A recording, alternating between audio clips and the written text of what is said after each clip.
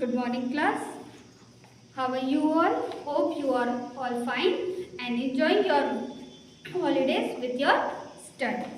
Okay, तो last class में हमने सेकेंड पार्ट का ही हाफ पार्ट कर लिया था. कहाँ तक कर लिया था कि जो फिट्स और टॉमी थे उनके बीच में फुटबॉल मैच स्टार्ट होने वाला था. Now come to page number 14, paragraph number 3, C. There was a moment when I noticed our breaths mingling in the airs between us. He saw it too and smiled. Jim McPherson, he said after a while, I think this is how we should resolve this war. A football match. No one dies in football match. No children are orphaned. No wives become widows. ठीक है, तो क्या होता है, एक moment ऐसा होता है कि मैं नोटिस करता हूँ कि जो हमारे ब्रीथ्स है वो मिंगल्स मतलब कि जैसे सर्दियों में आप जैसे सांस लेते हो तो कैसे धुआं सा निकलता है वैसे. और ये सेम चीज़ किसने नोटिस करी? हैंस वुल्फ ने भी नोटिस करी. और फिर वो स्माइल करता है. फिर हैंस वुल्फ बोलता है कि जिम, मैं सोच रहा हूँ काश हम सारी वॉर्स, जो भी लड़ाइयाँ होती हैं, उन्हें स्पोर्ट्स के साथ सॉल्व कर पाते. A football match, no one dies. In एक फुटबॉल मैच में ना तो कोई मरता है, ना कोई वाइफ जो है वो विडो होती है, ना ही कोई बच्चा ऑफन मतलब अनाथ होता है. I had prefer cricket. फिर जिम बोलता है कि मैं तो शायद अगर मुझे कोई वॉर रिजॉल्व करवाना हो तो मैं तो क्रिकेट को प्रेफर करूँगा. I told him then we Tommies could be sure of winning probably. और फिर जिम बोलता है कि फिर तो हम जो टॉमीज हैं, हम जो ब्रिटिश सोल्जर्स हैं, हमारा जीतना पक्का है. We laughed at that and together we watched the game. फिर हम उस पर हंसते हैं साथ में और फिर हम दोनों साथ में मिलकर मैच देखते हैं. Sad to say, Connie, Fitz won 2-1. But as Hans Wolf generously said, our goal was wider than theirs, so it was not quite fair. ठीक है, कोनी बताते हुए बड़ा दुख हो रहा है कि हम जो थे वो मैच हार गए थे. बट किससे हारे थे? 2 गोल्स तो किसके थे? फिट्स के थे और हमारा एक ही था. बट हैंस वुल्फ ने जैसे कहा था कि आप तुम्हारा जो गोल पोस्ट है वो थोड़ा सा छोटा है. जनरसली मतलब नॉर्मल सच कहना. ठीक है, so it was quite fair. मतलब ये सही नहीं. The time came and all too soon. When the games was finished, the snaps and the rums and the sausage had long since run out, and we knew it was all over. I wished Hans well and told him I hoped we would see his family again soon. The fighting would be end and we could all go home. ठीक है, तो अब जो time था, हम सबको पता चल गया था कि अब ये सब चीज़ें ख़त्म होने वाली है, क्योंकि हमारा जो खाने पीने की चीज़ें थी, हमारा जो गेम था वो सब फिनिश हो चुका था. अब सब हम जाने वाले थे अपने अपने ट्रेंचेस के पास ही. ठीक है, तो उससे जाने से पहले मैं हैंस वुल्फ को विश करता हूँ कि आप जब ये लड़ाई ख़त्म हो जाएगी, ये लड़ाई जल्दी ख़त्म हो और हम सब अपने अपने घर जाएं. I think that it was whatever soldiers wants. Oh, on both sides. Hans Wolf said, "There, take care, Jim McPherson. I shall never forget this moment, nor you." He saluted and walked away from me slowly. Unwillingly, I felt he turned to wave just once and then become one of the 100 of the grey coated men drafting back toward their trenches. ठीक है, हर जो भी उस समय जो भी था उस वॉर में, हर कोई सोल्जर ये चाहता था, जो मैं सोच रहा था, कि जल्दी से ये वॉर ख़त्म हो और सब अपने अपने घर जाएं. फिर हैंस वुल्फ ने मुझे बाय किया, कहा और अपना ध्यान रखने के लिए कहा, और फिर उसने मुझे सैल्यूट किया और मैंने भी उसे सैल्यूट किया, और फिर हम दोनों अपने अपने ट्रेंचेस की तरफ चले गए. फिर जो हैंस वुल्फ था एक बार पीछे मुड़ा और उसने अपने हाथ को हिलाया और फिर वो उन सारे ग्रे कोट्स में से एक बन गया जो वहाँ थी और वापस से अपने ट्रेंचेस की तरफ चले गए. That night में back in our dugouts we heard them singing a carol. Dugouts मतलब जो शेल्टर्स जगह होती है, सोल्जर के रहने की जो जगह होती है उसे डगआउट्स बोलते हैं. The singing in the quiet beautifully. वो हमने फिर शाम को रात को समय हमने सुना कि वो कोई कैरल मतलब क्रिसमस के टाइम पे गाने वाले सॉन्ग्स होते हैं, उन्हें कैरल्स कहते हैं.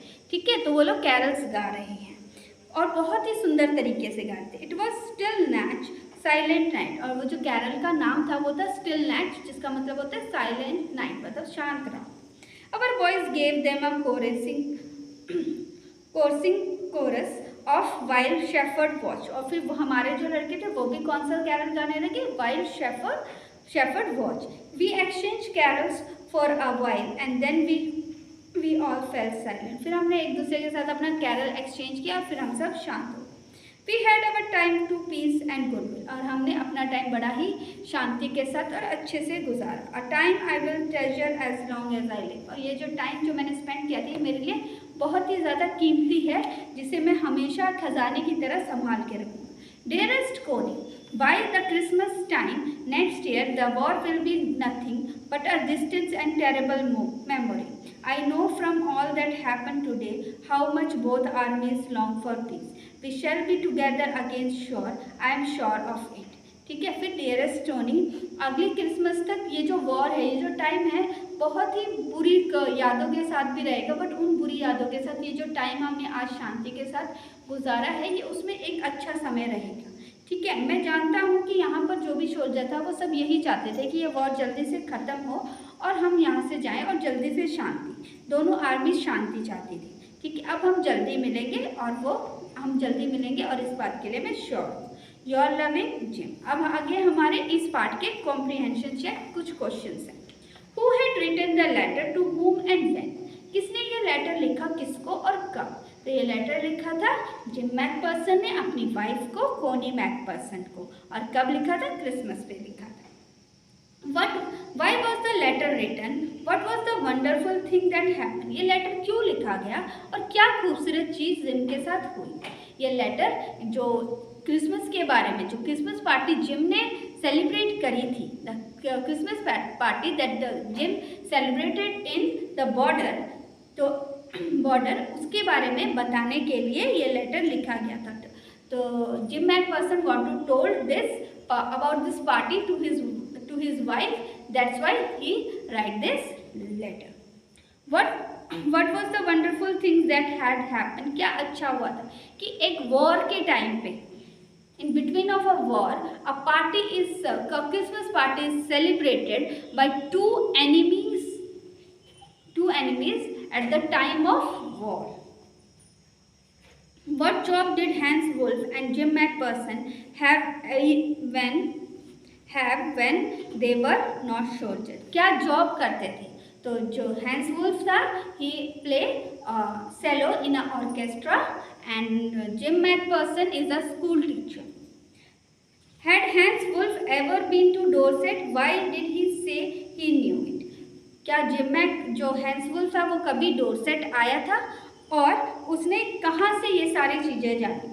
No, the Hans Wolf never to be been in Dorset, और उसने जो कुछ भी जाना था वो कहाँ से जाना था, अपने बुक से और स्कूल से जाना था।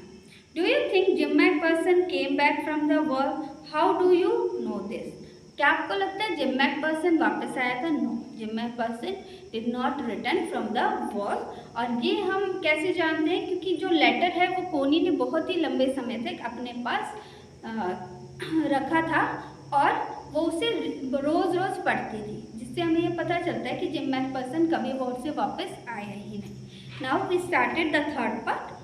I folded the letter again and slipped it carefully back into its envelope. I kept awake all night, but morning I knew what I had to do. I drove into Bidport, just a few miles away. I asked a boy walking his dog where the copper beaches. ठीक है, मैंने क्या किया, वो letter को क्या किया, fold किया और फिर वापस से उसे केयरफुली उस एनवेलप में वापस रखा। मैं सारी रात सो नहीं पाया। सुबह उठा और मैंने क्या किया, मैं बिडपोर्ट गया और वहाँ से थोड़ी दूर पे ही मैं एक लड़का था जो अपने डॉग को घुमा रहा था, उसको मैंने पूछा ये कॉपर बीचेस हाउस नंबर 12 कहाँ है। House number 12 turn out to be nothing but a burned shell. जो हाउस नंबर 12 था वो कुछ नहीं था, सिर्फ एक मतलब ऐसा था कि कोई जली हुई राख का टुकड़ा हो। ठीक है, द रूफ गैपिंग, जो पूरी तरीके से जल चुका था। जो छत थी उसके अंदर, जो उसकी छत थी उसमें बीच में बहुत सारी दरारें आ गई थी। ठीक है, द विंडोज ब्रॉड अप, जो विंडोज थी वो कहीं से टूटी हुई हैं, कहीं से किसी जो उनकी जो लकड़ियाँ थी वो बहुत ज़्यादा खराब हो चुकी हैं। I knocked at the house next door and asked if anyone knew where's about Mrs. Macpherson. मैंने उसके साइड वाले घर पे नॉक किया और मैंने पूछना चाहा कि क्या कोई जानता है कि मिसेस मैकपर्सन कहाँ पर है। Oh yes, said the old man in his slippers. He knew her well. A lovely old lady. He told me, a bit muddle-headed, but at her age she was entitled to be, was not she?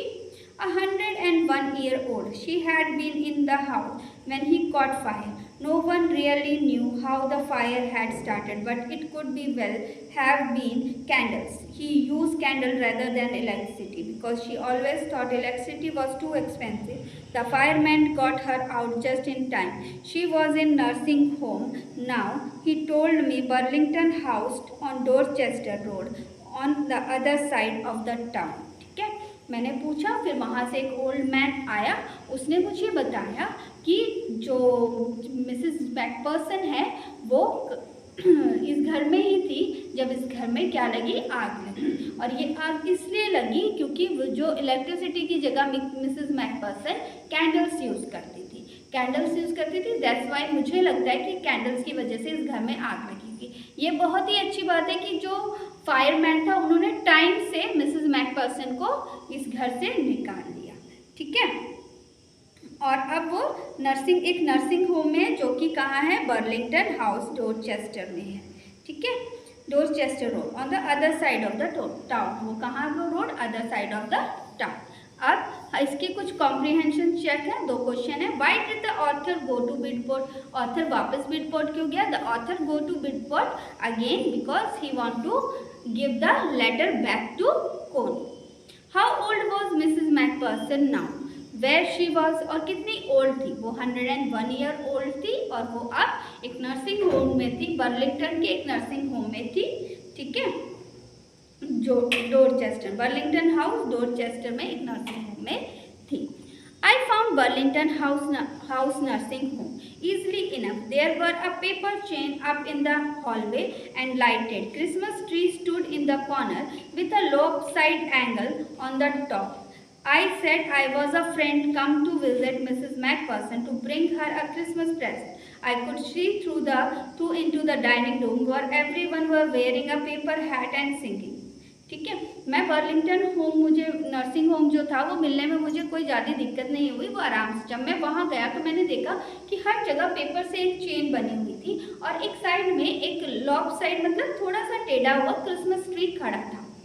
और मैंने वहाँ जाकर बोला कि मैं Mrs McPherson का friend हूँ और मैं उन्हें क्रिसमस प्रेजेंट देने आया था। मैंने डाइनिंग रूम में देखा वहाँ पर सब बैठे थे और उन्होंने सबने पेपर कैप पहन रखी थी और वो सब बहुत ही खुश थे और सिंग कर रहे थे, गाने गा रहे थे। The Morton had a hat too, और जो वहाँ की देख रेख करने वाली थी मैटर्न थी, वो वहाँ पर उन्होंने भी हैट पहन रखी थी।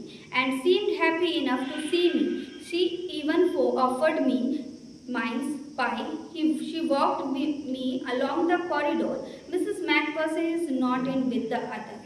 She told me she rather confused today, so we thought it best if she had a good rest. She has no family, you know, no one visits, so I am sure she will be only too pleased to see you. She took me into the conservatory and wicker chairs and potted plant all around and left me.